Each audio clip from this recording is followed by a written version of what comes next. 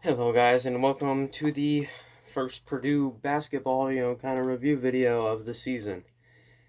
So I'm just gonna go through all the players, talk about what they did or didn't do, or if they did anything, what their concerns are, what they did well, and kind of talk about how the team did in general. So first, starting off with Mason Gillis, he's a 6'6" forward who's a freshman this season. He was a redshirt freshman last. Um, he's a physical defender. He didn't really score much, but he definitely put pressure on defense. Um, he hasn't played for a long time, really, because he didn't play his senior year of high school because he tore his ACL, I believe, and then he redshirted his first year at Purdue. So this is his first time playing for Purdue, and really his first time playing in a game in 3 years. So,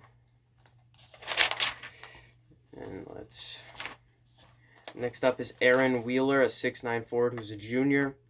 He's a good three-point shooter. He's a nice shot blocker from the perimeter, and he has nice athleticism. I mean that um, play at the end where Stafanovic shot up that shot and bounced off, and then he just got up and dunked it like it was a lob pass right to him. That shows athleticism. Eric Hunter Jr. sadly is injured, so he did not play. Emmanuel Dawuna did not play. I believe that's how you pronounce his name. I might have butchered that severely. Brandon Newman, 6'5" guard, who's a freshman. He's a nice inside-out scorer. He scored 10 points, so he didn't do anything super flashy, but he was still effective, which is what you want your players to be. You want them to be effective. Isaiah Thompson, he can move the ball around and put pressure on other guards, which is impressive for someone who's 6'1". He's like Carson Edwards size. He's out there putting pressure on guys on defense, which is something you want. You want someone to have hustle, especially when you're a smaller guy. You need to have hustle and tenacity in order to survive on the basketball court.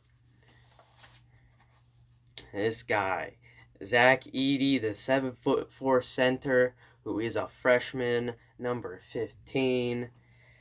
I got a lot of stuff written down here. He's good in the post on offense and defense. He's a better offensive rebounder than defensive rebounder, which is weird to see. I think this is because on defense, he's only in the post if he's defending someone. On offense, he's always in the post. So whenever a three-point or just a jump shot is missed, he's always right there in the post to try and grab it, and he can grab it over anybody. So I think that's why it looks like he's a better offensive rebounder than defensive rebounder. But honestly, it's kind of better to be better at offensive rebounding because that means second chance points, which is something that not a lot of guys can give you. So, and he has good basketball IQ. I mean, he was making plays out there that some guys don't make even when they've been playing 5 years of college basketball. Jaylen Ivy, the big name recruit that Purdue got, he plays as advertised.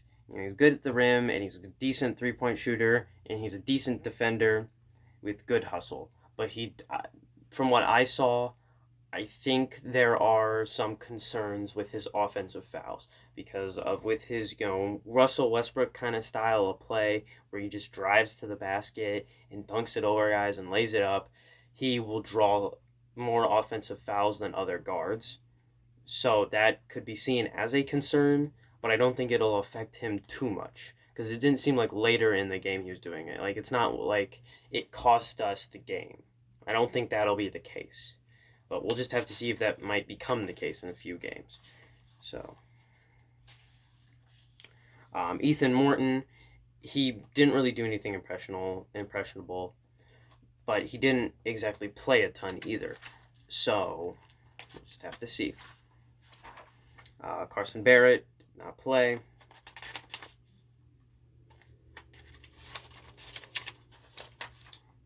Trevion Williams, He was good defensively, and he can move the ball around, especially for a center. He can move the ball around very well. But he struggled on offense today. Will that be the case, going on the rest of the season? I don't think so. But he just struggled offensively today. But he was amazing rebounding. He got 11 boards, and he has good court vision. And I forgot to put this down.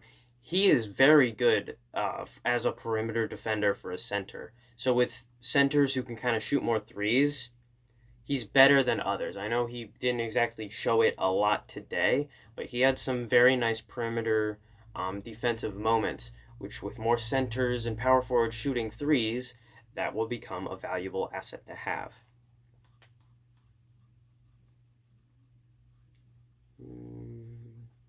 Defender.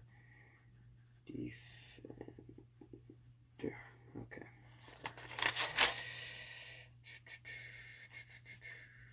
Okay, who's up? Oh yeah, Sasha Stafanovic. He's a good three-point shooter, which I think we already knew from watching him last year. He put good pressure on defenders. Usually with guys who can shoot threes and they're decent offensively, they aren't exactly the best defensively, but he isn't a liability on defense. And he can move the ball around too. I believe he had 5 assists tonight. Matt Frost didn't play. Chase Morton did not play. And then Jared Walburn did not play. So that is my assessment on the individual players. As a team, offensively, they looked decent. They don't shoot a ton of threes. They're not exactly the most flashy, but they get the job done. Defensively, they looked sharp. They had a lot of hustle and a lot of tenacity. I enjoyed watching that because they didn't give up on plays as much as other teams. So I think that's going to become something that's going to definitely help them down the stretch, especially if they make it into March Madness. It's going to be very valuable for them. I think they just might need to work on their threes a bit more. So, yeah. I can't wait for Purdue. We won. We're going to play tomorrow in the Space Coast Challenge and see if we can win that, the championship. I'll see you guys next time.